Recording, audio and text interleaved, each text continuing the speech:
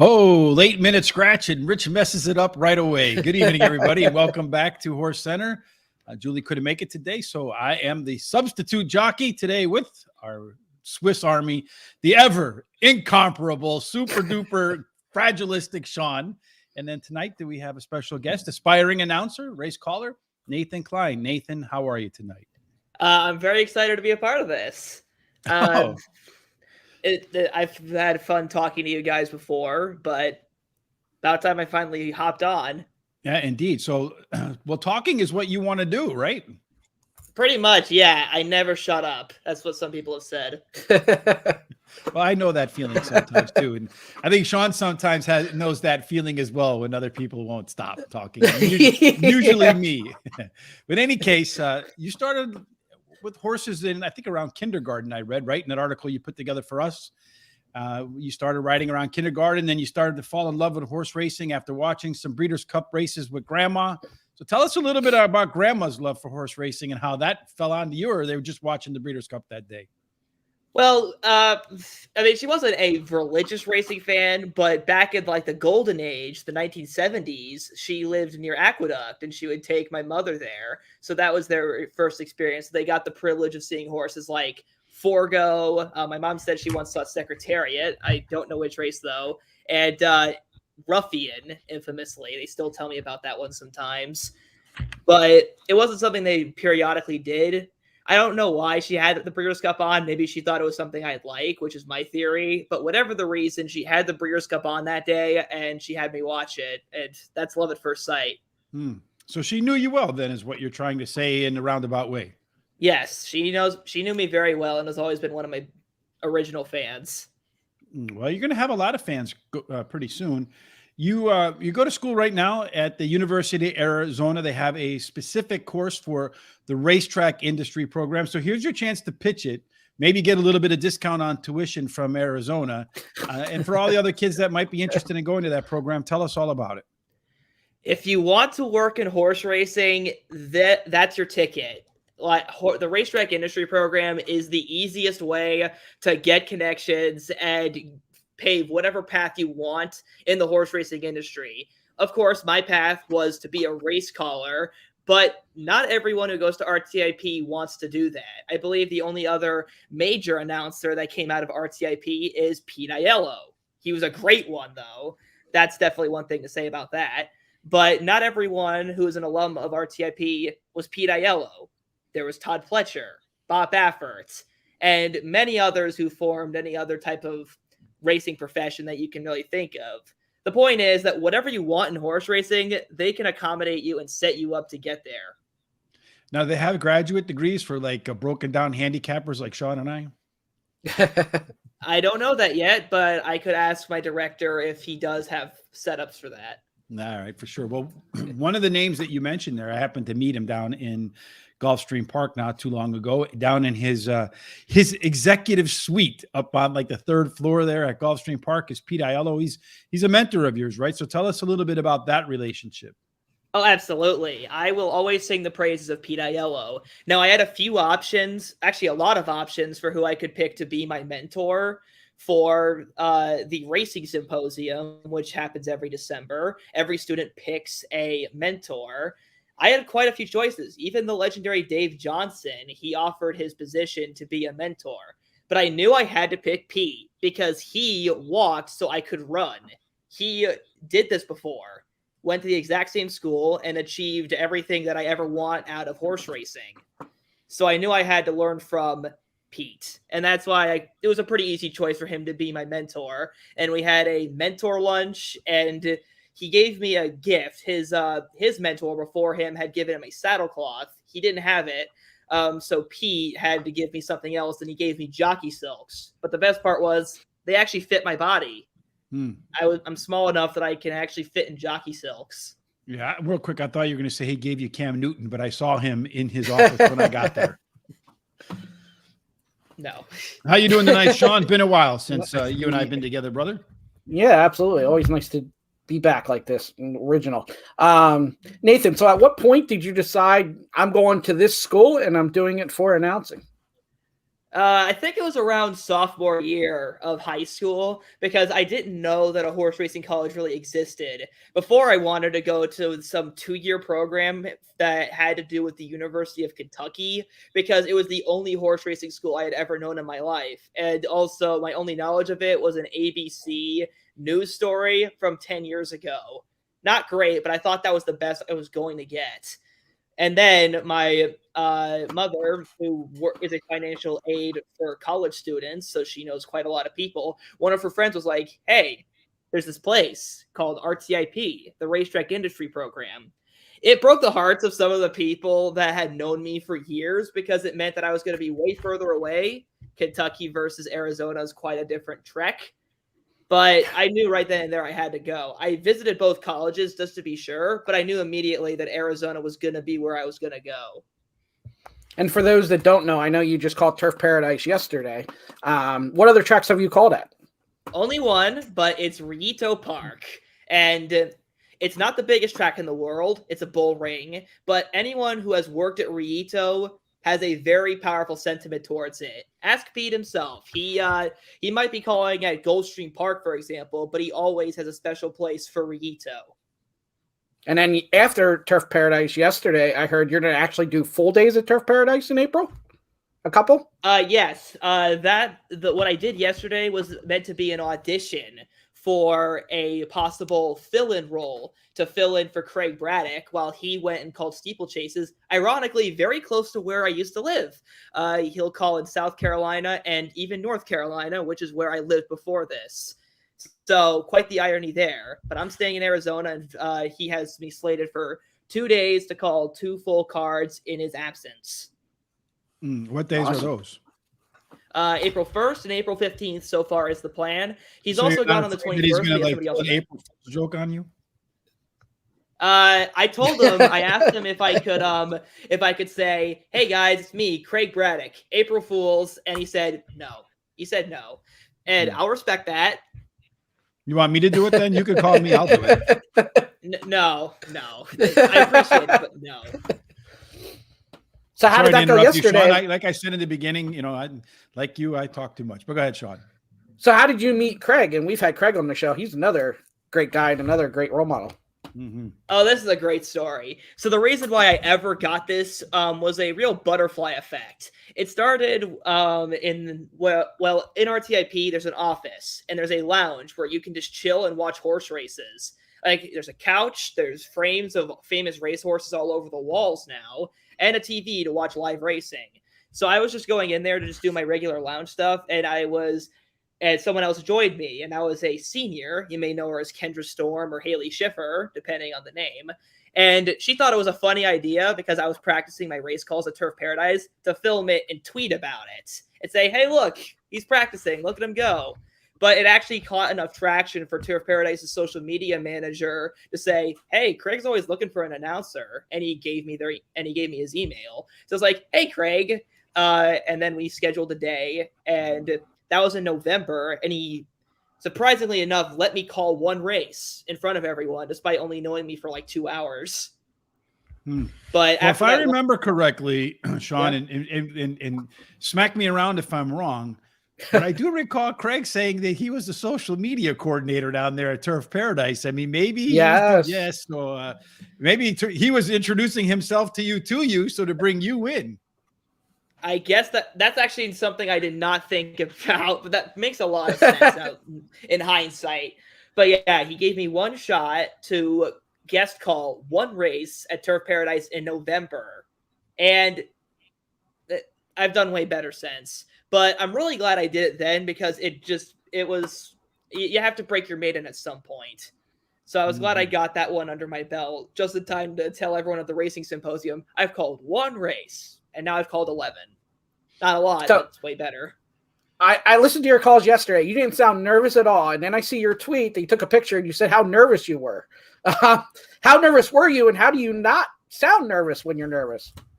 Well, I don't know how to describe it on a rating, but I was definitely quaking. Like, I was very scared. Heart was over here fluttering, and I was definitely very shaky. Like, I was begging Craig, don't leave me in the booth.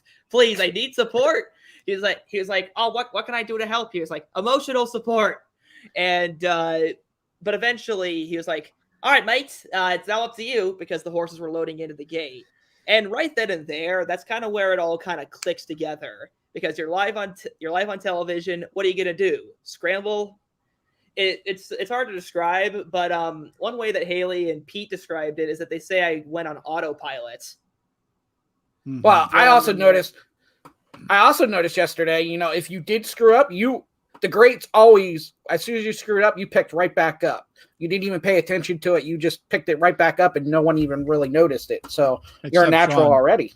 Yeah, apparently. But no, I'm just saying, like, most screw up and they forget the whole race. You just went right back on and picked it right up. That's kind of a secret of a lot of announcers, is that people won't even know that you screwed up if you don't even sound like it. For example, in the third race, in race number 3, the winner was Clubhouse Saint, and I referred to every single horse in the race as a he. I only said it twice, though, but I used the he pronoun for the horses. It was a fillies and mares race, but it didn't sound wrong because I said it like very quickly and no one ever picked up on it. So no one was angry at me for misgendering a horse, but that's an example. That's a mistake, but I didn't make it sound like anything was wrong. Yeah, I always figure it's probably like a rock concert. I've said, the band is up there. There's 100,000 people watching. The band makes a mistake. Everybody knows. Nobody in the audience knows that they made a mistake except the band. And Pete actually said when I was down there, if it wasn't such a big day at the Holy Bull, he would actually say, he said the people, someone gave him advice that the people, they hear you, but they're not listening to you. Is that the same advice he gave to you? Yeah, he mentioned that too. Like, we had a mentor lunch at the symposium, and of course, I was asking him a million questions about how to deal with nerves and all that. And he did mention that something along those lines, that like people are listening, but like, or you know how he said it, like people are hearing you, but they're not listening to exactly what you said. And he said, like, whatever it takes to keep the rhythm going, make up a horse name. Even he mentioned stuff like that. Just keep it going. Yeah, he had mentioned if it wasn't such a big day that he would say Rich and my daughter Simone are here from horse racing today, or he would actually add a couple of horses to the race, one for Simone and one for Rich, and then just kind of ease him out of the call as the race went on. But he would say that like him and his sister, he was telling us a story about how he would make references to Major League Baseball, the movie, during his calls to see how many of them his sister would catch way back in the day when he first got started. So are you going to throw any tricks into your race calls like that? No. Craig was very quick to say, and don't get cutesy with the names. Just get them, get them around the way he says it is just get them around the track. I'm allowed to have a little bit more fun at Rito, but when I'm at Turf Paradise, it's don't get cute. Just get them around the track. Mm-hmm. Well, when you were at Rolito, let's see if I can pronounce that right. See, pronunciation's not my thing. I'm glad you're way better than that than me. You had a 3-horse field the one day. Yeah, actually twice. I was getting that lucky draw. And at Turf Paradise, they even had a 4-horse race. So I think the biggest field I've ever called so far is a measly, I think it's a 7 or an 8. I think 7. I'll have to go back, but I believe 7 is the most I've ever called in one race, which is nothing compared to some announcers. I mean, Pete's probably called twice as many horses. And of course, don't even get me started on all the Kentucky Derby announcers. But 3-horse races. Yeah, you ever watch the European races? Like when there's that one race, the Grand National, that starts with 50 horses. Have you seen that race? I've seen that. And don't get me started on the 2-year-old, on the Ascot straightaway races. Like the Royal Ascot meet, they'll have like 22-year-olds run in a straight line, like the Coventry, and they have multiple of these throughout the whole meet. And I'm just like, you couldn't ask me to do that. And they all wear the same color apron. They just have different jockey silks on. Yeah, saddlecloth has never been a huge determining factor, but it doesn't help either. So how do you go about? Go ahead, Sean. Sorry. Yeah, so what's your style on identifying who's who? It's always with, it depends on the track. With Rito, it's really easy because at Rito, with the exception of stakes races, the silks are always based off of the color. Like you notice that on the top of your little logo, each number has a color. 1 has red, 2 has white, 3 has blue, etc. That's basically as complicated as the silks get at Rito. Every number 1 horse is flat red, and so on and so forth.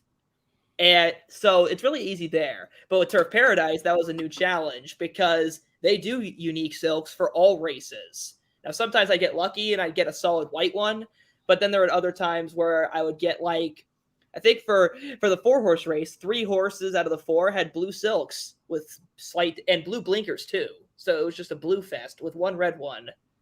So the red one was easy then, right? So how did you differentiate between the 3 blue ones? It was the cap. It's the cap color. No matter what track, even though the silks are unique, the caps are not. So the caps will still say, like a red cap will still be on a number 1 horse no matter what. And that really saves you in the end, because you can always say, oh, here's the horse in the white cap. He must be number 2. For sure. So what do you do now at such an early age, even though it's a 4-horse field, when you get one of those horse names with like 18 consonants and only 1 vowel? Do your best. Actually, in one of the undercard races, there was a horse with the name "My Best Is Yet to Come," which is that's kind of long. Mm-hmm. And I also had one at Rito that had the name "Keep on Rocking Me, Baby." Definitely not it's not as hard as some very infamous names like Flat Fleet Feet or Yaka Hika Mikadola, but like it's still long. And at that point, you just do your best. You just enunciate it, but also say it fast enough that it doesn't take up half the race. Just good luck. And that's always the horse that you gotta keep repeating because it's in the front or something. Usually, that's the kind of luck you usually get with those kind of horses, right? Well, with Keep on Rocking Me, Baby, that horse. Well, they were at the back. It was a very easy race for the winner, who was named Kiss with a Fist. And for My Best Is Yet to Come, 1, I wasn't even calling that race, and 2, the horse scratched. So I've been very lucky, but soon I will not be. So Grandma Horse Racing, a great supporter of the show. Thank you, Grandma, for joining us as usual. Are your friends, let's just say your friends, obviously the ones at Arizona, excuse me. I wouldn't want to confuse that with Arizona State. Might get you, you might get disowned, but are your friends into horse racing? Let's just throw out the ones at Arizona, that your friends from back home. Friends back home. I do have friends that I've made specifically just for horse racing, but there are definitely like people that I've known from school that respect my passion for it, but they have other things they got to do. They're like, yeah, we know you as the horse kid, but like, I couldn't even tell you who won last year's Kentucky Derby. I can't tell you because I can't remember that far back, Sean. As you know. Yeah. So is it true, like every announcer will say the 7-horse field is easier to call than the 3-horse field or the 4-horse field? Is that true in your case? Yes, it is. Or is it not? Okay. Yes, it is. That was something that Pete very immediately told me after I had to call a 3-horse field the first time I did it at Rito. It was only my 3rd call ever, and he was like, and already it was setting up to honestly be a disaster. I was tripping up my words in the post parade, which was not a good sign because I'm the kind of guy who has to start on the right foot. Like a horse like Golden Pal, if they stumble out of the gate, their chances are over. It's a thing like that. So already it wasn't setting up to be good. And he told me afterward, dude, those 3-horse races are surprisingly hard. And the reason why is because, well, after you call those 3 horses in like 10 seconds, but what now? You have to really think about what you're going to say next. And it came to a head in one race where it was 1 1/16 miles with just 3 horses. Well, in that case, you could take a long time to enunciate the name so that you can get them across the track with just using the names 3 times. So Grandma, once again, has another question for you. Do you feel the sport needs more young people now that you're a regular at the track? So let me just we'll go ahead and answer that question, and I'm going to build on it after you answer it. Absolutely. The stereotype of every horse racing fan is some old, bitter loser. Be careful. Be careful. I'll try my best. But that's a stereotype. I'm not saying that stereotype is true, but the stereotypical horse racing fan is a much older person. You don't hear much. Like, of course, young horse racing fans, they get a lot of attention. Look at me. But not just look at me, look at people like Matt Dinnerman. He was, and he still is, absolutely hot as like one of the younger success stories. And I know there's many others, but that's the primary example I've always liked using. Mm-hmm. Great guy, 10 out of 10. But absolutely, I think we need younger people. But I also think that younger people means new ideas. And I feel like that also is a kind of a crossroads because there's so many people in horse racing who don't want anything to change. But I feel like if we're going to want to save the sport, something crazy has to happen. Well, that was going to be where I go. So you said new ideas. You're in that demographic that we want to attract to the sport. My feeling is there's a bank robber. I forget his name. Willie Sutton, maybe his name was, when they asked him, why do you rob banks? He said, that's because that's where the money is. So I feel like if you want to get younger people into the sport, much like Willie Sutton, you have to meet the young people where they are. And that's on social media. That's on YouTube. That's on their devices, right? That's, I mean, I'm sure at your school, if you walk through the commons area, 90% of the kids are with their head down on their phones. So that's, you know, that's the payback for the crazy old people comment. But no, it's fine. That's accurate. It works. You win. So how would you go about some ideas to help bring the sport to young people's phones to bring them into the game? Is it the gambling aspect? Is it, you know, a slick video? What do you think it would be? Well, if you had 3 ideas, what would they be? I think it would be bringing back something that's consistent. Horse racing is very inconsistent with its best stars because they usually get hurt all the time. One idea, though, this was definitely not my idea first, but the idea of a fantasy horse racing league idea was something that we had tossed around, and we thought, well, the horses can't run enough to make this work. But what about the jockeys? A fantasy horse race, like a fantasy jockey thing? Because every other sport has a little fantasy league. Even other racing sports like Indy cars and like F1, people will like pick a driver and have like a little fantasy car team. That's just one idea. There was also some series that I really liked back in the day that had to do with the horses. I forget what the name was called, but in the 90s, there used to be a sort of earnings battle between older horses, and whoever had the most earnings by August got a bonus. That year, I believe it was Strike the Gold, the winner of the Kentucky Derby the year before. So I think something that just kind of gives horse racing continuity would make it really easy, because it's a lot easier when there's just a team, like a football team, to follow them. Oh, I can just follow the Harlem Globetrotters. That makes no sense. Follow like the Dallas Cowboys or something. You can follow that, and that's easy because all these people are under one team and you can follow them everywhere. It's much harder to follow just one horse when there are thousands of horses. Even just following a barn and a trainer, like, oh, I'm going to follow this Baffert League. That's still pretty hard because they're all over the world. Mm-hmm. That's funny you mentioned fantasy horse racing, though, because we've been doing different contests, and my girlfriend and I just had this talk about trying to start a fantasy horse racing thing, and it's really just getting it started. And like you said, you can't really do horses. You'd have to do jockeys and trainers, and you don't really want to do the whole year, and you'd have to do a live draft, so it's a lot of coordinating going on, too. Well, I think you could probably do it, Sean, if you think about it. It's probably kind of late to do it for the qualifying races, but maybe from the Kentucky Derby to the Breeders' Cup, because you're just a few months in there, and then horse racing is active throughout that summer. So that might be an idea, or maybe even just through the Triple Crown Series. But then, well, I mean, because the jockeys are running, I mean, we can think about that and get that up there. And maybe Nathan can be the commissioner when we run it up on horseracingtoday.net. He's like, no. Like, he's got enough like, going I came on the show to talk, not to work. Yeah, I might be a part of the young demographic, but that doesn't mean I know how to market. We'll leave it up to Sean. Sean's the social media expert over here. Yeah, you know, the fantasy thing's a great idea. It's just the same as the bracket. It's kind of a headache to get it started. Everybody's got to read the rules, and you know, it can be a headache. So where am I going with this? So where's your next call? Is it April 1st at Turf Paradise? A little earlier than that. I'm hoping to get another call at Rito later this week. It's going to be a bit of a chaotic Friday, but I'll enjoy my time in California. But by the end of the day, I'll be back in Arizona. Wake up, nice and early and get ready for a day working at Rito. Of course, I'll work there. Whether I get a call is up to Dimov, but I'm hopeful that I'll get another shot. And how many tracks have you? Go ahead, Sean. Sorry, Rich. How many tracks have you visited? I'll have to count that. I'll have to take a little. What track would you want to announce at full time? I mean, it's cliche, but Churchill Downs would be very fun to finally get a shot at.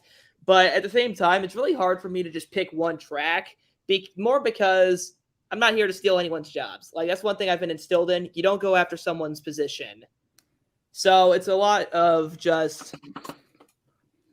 I see online when I look every now and then to see what's available in terms of. I see that Indiana right now has an opening for a race caller. Now, if you had an opportunity to call races full time, could you go to school remotely, or would you have to pick between one or the other? If push came to shove, I'm not sure what would happen. But at the same time, I do want to complete my degree first.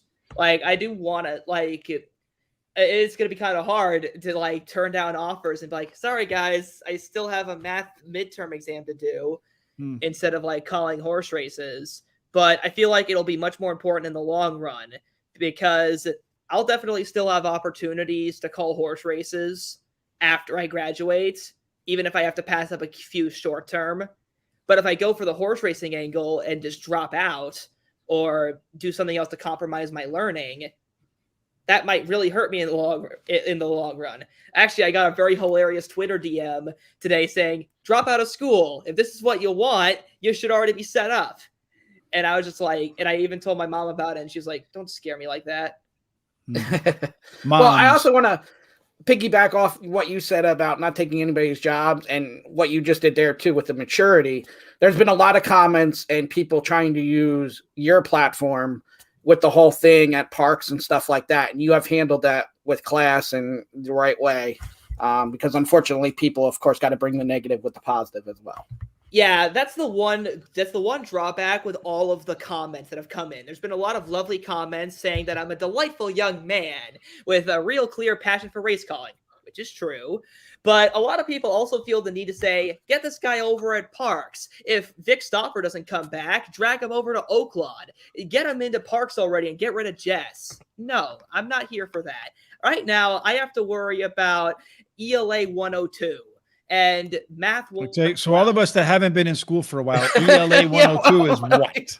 ELA 102. That's like it's like freshman level. It's a class I'm taking in the second semester of my freshman year, so it's not that crazy. It's just a gen ed. So gen ed. You want to hear a quick funny story? I went to school to do some C++ work to learn how to be a programmer. Now, this is a few years ago, probably about 7, 8, 9, 10 years ago.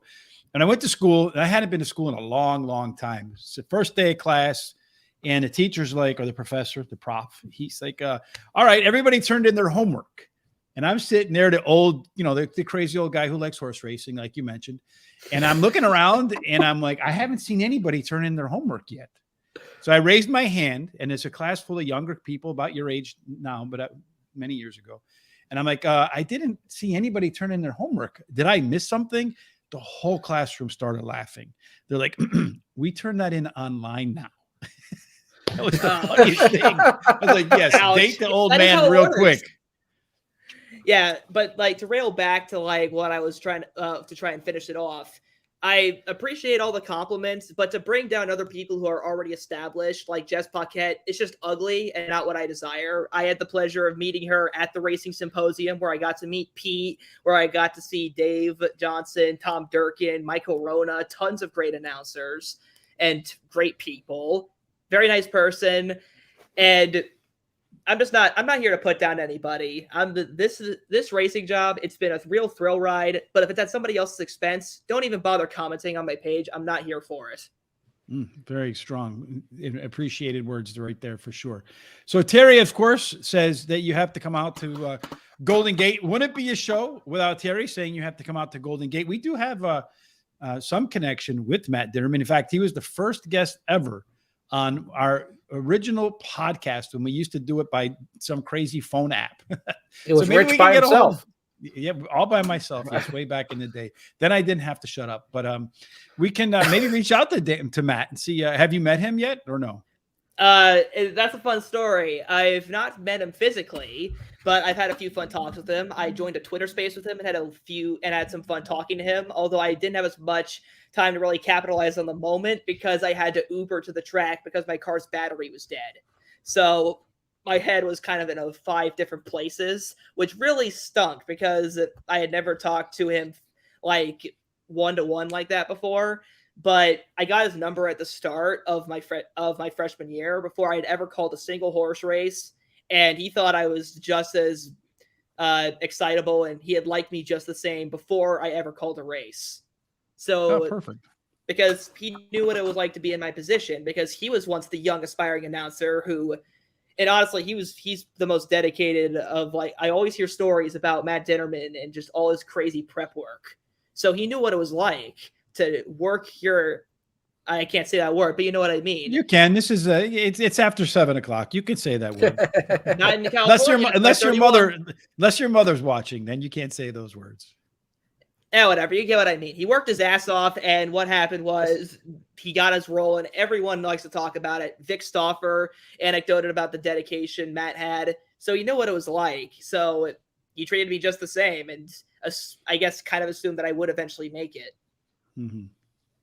Yeah, and all the guys you have mentioned or come in contact with actually enjoy their job too, and that's what makes it great, and it's great for you to learn as well.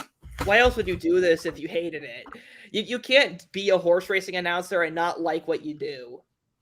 There are certain ones at certain tracks that don't like to say a lot. They only call a race, and they seem to like they want to be out, but it's very select few, and I like you said, though, why wouldn't you enjoy it? I mean, you obviously kind of picked the you don't end up in the announcer's booth by accident, right? No, you don't. You have to really put yourself out there. And that's something that Craig has talked to me about. There are lots of young announcers, but not every single one of them either has what it takes or knows how to promote themselves. Yeah, promoting yourself is a big one. So aside from preparing yourself and going to the tracks, you're a young man. So in your spare time, what do you do? Let's see. There's a lot of homework, especially nowadays. That has to be done, but that's boring. That's not fun at all. Like if I'm truly not doing anything, usually I'll just, like, I hate to admit it, mindlessly scrolling is one thing. Riding horses, like not just like going to the racetracks. Like the reason why I ever got into horse racing was therapeutic horse riding. That never stopped. So that's something I still like to partake in. And I've seen a couple other horse racing people. They enjoy, physically being with the horses, but not as many as I wish. And also, ironically, making videos. Like before I ever did this whole horse racing, announcing stuff, I just had a YouTube channel, and I still actually like posting on there. It's really fun. So like video production is a pretty fun one, or just hanging out with friends, or just going on some weird random adventure, watching the sunset at an Arizona park. It sounds like a lot of fun. So if Sean and I had a race, so it's only a 2-horse race, and of course I would win wire to wire by more than Secretariat. How would you call that race? Well, it'd be pretty easy. Like if you just kept on inching clearer and clearer, eventually it would just be like, do I even have to say it? Like Tom Durkin had a pretty iconic call with a horse named Commentator, who absolutely destroyed his allowance race that he was in. And by the end of it, he was like, just look at this horse go. No need to call it. Yes, indeed. The story wrote itself, so to speak. So Janet says, Turf Paradise needs you. You have a great attitude. Hope you stay there. And then here's a question for you from Mary Jo Mancheski. I hope I got that right, Mary Jo. How do you think the racing industry could establish more job, shadow, and internship programs to get more involved?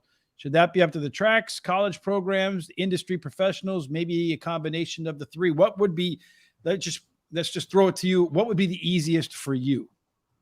Well, I'm definitely not an economist, and I just know what worked for me and what worked for so many others.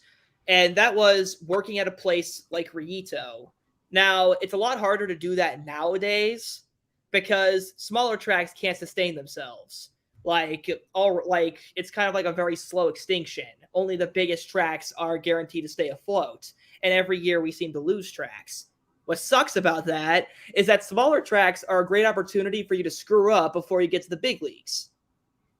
So, and that I think that's so a track like Rito, those kind of small tracks where you can learn, you can experiment with jobs and have people who like bosses like Mike Weiss, where all you have to do is just ask and propose an idea, and they'll say, "Okay, we'll give you a chance. We'll see how it works." Just have you thought about maybe doing some of those summer fairs, probably out in California where you are now, where they have like a 2-week meet or something like that?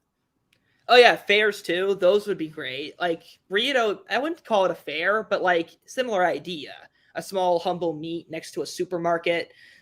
But yeah, those kinds of fair things I've been told about that in places like Ohio. There is, as Grandma Horse Racing said right there, there's a charm to smaller racing tracks. Like I don't really understand the prioritization of just everything needs to be big and bougie like Gulfstream or Churchill. Sometimes it's just nice to just stand on the bleachers and watch a horse run in circles. That's why I'm not very picky about where I call, because one, you aren't going to get anywhere. And two, even calling it a small place like Riyita, where you don't even get to stand on the roof because the roof would fall and you would die. Just the fact that you can, horses are running around in circles. Who cares if there's a dried up soccer field in the middle of it? It's horses racing. Mm-hmm. Well, that's what I always say about, everybody wants this Kentucky Derby trail or Kentucky Derby, and they don't want to watch the 5,000 claimer. I have just as much fun watching the 5,000, 7,500 claimer as I do a stakes race. Bingo, exactly. And from an announcer's perspective, any race could be interesting. It's only about as interesting as you make of it. Like, this is the easiest example that anyone could ever think of. Everyone remembers Tom Durkin's ARG call. Well, R was a claimer. He wasn't running in the Kentucky Derby or even the Travers Stakes since it was at Saratoga. He was running in a claiming race. And all of that Tom Durkin had to do was just go crazy. And he made that race one of his most iconic calls ever. Or the same with Do Re Mi Ma Sa La Ti Do. What was that again? No, Sean, 3 times fast. All right. So speaking of Sean Nolan, another really good friend of the show here, chiming in with a question. Do you have a favorite race call from another announcer that you have heard? Ah, man, it's really hard because it's a topic that I haven't really thought to myself. Like a cliche answer would be Tisnow in the 2001 Breeders' Cup Classic. That's a great race call. I always thought that the race call with Seabiscuit versus War Admiral with Clem McCarthy, I thought that one was classic because I still remember just his phlegmy voice, just full of fluid as he was just talking about War Admiral versus Seabiscuit. And I still almost remember that call front to back, which I think is a very clear sign of a great call. Secretariat's Belmont Stakes. People still remember him as the tremendous machine because that's what Chick Anderson wanted to call him. That wasn't something that someone else dubbed. Chick gave him that nickname. That's another thing, man. You're really an historian, too. What year were you born in? 2004, which makes me a Smarty Jones. There you go. Instead of astrology, because astrology's lame and silly, I give people birth horses based off the Kentucky Derby. It's a great trick at college parties. I'm not joking. I'll have to learn that if I ever go back to college party. All right, quick, 1966. That's how old I am. 1966, that was Proud Clarion. And then, Sean, what were you born like? 1985. 1985, that was Spend a Buck. Wow, he got you faster than you got me. Wow. So. Okay, that's a great one. My wife knows everything, and my wife doesn't know. Larry Collmus has had a lot of great, super dramatic, epic scale calls. Those are nice. I like those more than others. Some people think they're hokey. I actually like the dramatic calling style that he has, but that's just my personal opinion. But I think nothing beats My Wife Knows Everything, The Wife Doesn't Know. Sometimes all you need is just 2 horses with hilarious names that happen to just go together. Absolutely. How often do you think about like having, and I'm sure you kind of have it now, but kind of adding a twist in the beginning and the end like every announcer has? One more time, 1949? Yeah, I said Ponder. There you go, right, Terry. So what are you going to ask again? I was thinking about you forgot where you're at, Sean? So and I'm sure you kind of have it now, but how often do you think about, because I always think about, like, if I was an announcer, how would I start a race that would be different than everybody else? How I end a race would be different than everybody else. What do I do in between? How often do you think about that kind of stuff? I think about it, but I've never came up with a good answer. Like, Pete Aiello, he'll change between and they're off and racing, or Trevor Denlef bailed, sent on their way and then introduce the journey. Everyone has their own little thing, but I've yet to figure it out. So there's nothing wrong, and I think, in my opinion, there's nothing wrong with just defaulting to a simple and they're off. Like. I got one for you. This is the one I use when I have to do. We have a handicapping show, and I kind of walk through the races. I don't do it. I just say the gates are open and the dirt's flying or the grass is flying. That's the one I start off with. That's not a bad one. That's pretty good. You can have it if you want. Just one time when you use it, say thank you, Rich, and then you don't ever have to give it credit again. I'll keep that in mind if I ever use that. All right, great guest. Love the show. Ponder is correct. Did you expect him to be wrong, Terry? All right. Any other final thoughts before we let him go, Sean? Because I know you promised people 35, 45 minutes. We're right on that window now, and he's got some EL 102 math homework. Yeah, that's going to take more than 45 minutes, I would suppose. I don't know. Not with Chat GPS, right? Yeah. He's like smiling. He's like, how did you know? No, good. Out of all your moments so far, where's the one moment where you kind of stopped and kind of pinched yourself and was like, I can't believe I'm here? Racing Symposium. That one's a pretty easy one because it was the chance to finally meet Tom Durkin again. I had met him when I was only 15 years old, when he did the museum tours back in 2019. And I don't think he remembered me, but I made sure to show him the photo that I had taken. And I had mentioned that I wanted to see if I'd gotten any taller. So by the end of the interaction, he was just like, well, maybe next time we meet, you'll be taller than me. I'm assuming that's because he shrinks more than I grow, because I haven't grown in a while. Yes, things happen to you as you get a little bit older. So you go out and buy Skechers that have a 2.5-inch heel in them, and you get it all back. All right, Sean, that's it for me. Question-wise, are you done, my man? Other than, I'm sure while you're at the track, and even when you go to the track and visit too, you've gotten to meet a lot of jockeys and trainers as well. You have any stories there? The best one I got, it's not that crazy. It's just a jockey winning his first race. And what happened was, after he won, we all know that usually when a jockey wins a race that they get dunked on, right? Well, he kind of got it special that day because he didn't just get dunked. He got shaving cream to the face, and it had rained earlier that day, so he got dragged through the mud. So he kind of got a triple header.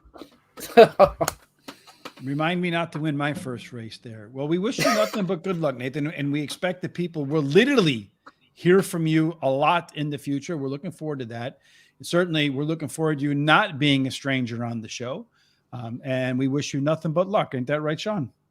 Absolutely. It was great for you coming on. Glad. Thank you for coming last minute since you didn't get much time to prepare, and we're definitely fans and rooting for you. And when you get to be the big name like Pete Aiello, Matt Dinnerman, Larry Collins, all these people, you're definitely always welcome here. You got that backwards, Sean. We'll be welcome to go where he is. Yeah, exactly. The one thing I want to make sure is that I'm never too big for these sort of things. Never too big to go back to Riedo if they wanted me to call a race. Never too big to be on a show like Horse Racing Today. Never too big for anything. Always be the people's announcer. Not someone who's untouchable or feels like a non-human. Well, that's certainly a fantastic attitude to have. We hope you remember that when you are that guy and we call you and say, hey, can we come up in the booth for a call? All right. But we appreciate you coming, Nathan. Good luck with your homework. Good luck with your future. I'm sure it's as bright as this interview has been. You're going to do fantastic. And we're looking forward to sharing that and watching it as you grow. Have a great evening. You too. Bye-bye. Thanks, Nathan. All right, Sean, I still have it, my man. I was a little rusty with some of the earlier stuff, but I always get a kick out of young people in that, maybe he's 19 years old, and he's like, way back when I was 15. I'm like, no, way back when you were 15 is when you're 59, right? That's way back. You know, that's what's crazy is I always feel old now. He says he's born in 2004 and he's 18, 19 years old. And I'm like, wait, what? Like, it doesn't make sense. And then you do the math and you're like, wait, that is true. And you realize you start getting old. The other day I was reading through my emails. I even tweeted about this in my rare once a month tweet. I was looking through an email and it was like, hey, T-Mobile, 55 and old offer. And I'm like, man, I can't wait to get to 55 so I could get a cheaper rate from my T-Mobile. And I'm like, hey, wait a minute. That's me. So anyway, what can you do? Everybody says that they can't wait till they get that old with the discount. Then they get the discount and they're like, I don't want to be this old with this discount. Discount's not worth it. No. Yeah. When all the different parts hurt all at different times, then I'd rather be 19 thinking 15 was a long time ago instead of 56 when 15 really was a long time ago. Especially when you're saving like $3 or $4. Yeah, right about that. See if even that definitely has a lot of poise for a 19-year-old. No question about that. Wayne Newton started in Phoenix too. Go Nathan for sure. The Denning discount. Yes, indeed. Getting old, the discount for sure. Growing old certainly ain't no fun. I agree with you. As I mentioned in that tweet, Mick Jagger is correct. What a drag it is getting old. All right, Sean, tomorrow, I may or may not ride shotgun again. Hopefully we go back to the normal schedule, but who will be the guest tomorrow night, provided we don't get any last minute changes? We're going to have Trevor McCarthy return. Not only did he return riding Friday after getting hurt, he returned Friday. He got in the winner's circle Friday. Now he returns to horse racing today, too. So now his life is complete, right? Yeah, now he can go back to being Mr. Dad, right? Yeah, and also, he wants to talk about mental health, too. So it will fit right in because he definitely wants to talk about that and touch on that with everything going on, too. Absolutely. Sounds like a fantastic show for sure. And then, of course, Sean will break out his hanky because it's Wednesday and he'll start his crying routine afterwards because he's got to wait till next Monday to get back with Jamie. I'll be back tomorrow at, I think, 11:30 a.m. Eastern with Charles to go over Gulfstream Park. And then Terry will take over on Thursday, and then we'll get together again for something on Saturday. And then all next week, it'll be myself and Terry as Charles celebrates the birth of his fourth grandchild, and he's going to go off and try to make some wagers in Vegas on the NCAA tournament. Speaking of NCAA tournaments, Sean, how is your pool going? Good. We're down to 16 people. I mean, it's working exactly like the college basketball tournament with 64 people. So I got the right number because, otherwise we would have had to do buys and everything else. So we're down to 16 people. We're going to actually do golf. It's actually working good because you did Parks Monday and Tuesday. I did Parks Monday and Tuesday, race 10, both features. And then tomorrow we're going to do Gulfstream race 7. Unfortunately, you got to put in your pick before the race starts. So, and then at least if you watch tomorrow, you would know which horses to fade with Charles and I. So I've been a little bit cold lately, which it happens in this sport, unfortunately. The thing is, I found that I hate when I get that feeling, like when I get on a roll and you get that feeling like, man, I'm good at this. And then as soon as that thought crosses my mind, I'm like, I just do it myself. Probably speaking it into existence in any case. All right, Sean. Well, that wraps it up for today. Speaking of college basketball, with the tournament coming up, there is a link in the description down below to our good friend, Professor Sides. He'll have all of his NCAA picks available for you come tournament time. So make sure you're prepped for that. Heck, maybe he'll even put a bracket out there. I don't know. You want to check that out. And of course, if you're going to do some other picks, Guaranteed Tip Sheet is another good place to go to find the complete roster of picks for the day. Sean, that takes us wire to wire today. Any final thoughts before we get out of here? Well, what you just mentioned too. I mean, usually, football season's over. Horse racing's kind of slow during that time. Horse racing's really picking up. We're on the Derby Trail now, races every weekend. And then with college basketball as well, it's an exciting part of sports and definitely horse racing right now. Yeah, I mean, last Saturday was crazy. I mean, you know all those stakes races and what was I know all Derby about them, Sean, yeah, I know 20 some stake races, right? Yes, and it takes a while to write about every single one of them. Believe me. Yeah. And then you got to make sure the commas. You can't put the commas in. You can't put the apostrophes in because the back end software don't like them. So you have to go back and revise all of that. But that's a little bit behind the what they call inside baseball. All right, Sean. Well, thanks for joining us tonight. No matter what it is you're doing for the rest of this evening, till we get together again tomorrow to do our best to find some winners at the South Florida track, Gulfstream Park, home of Pete Aiello, fantastic guy.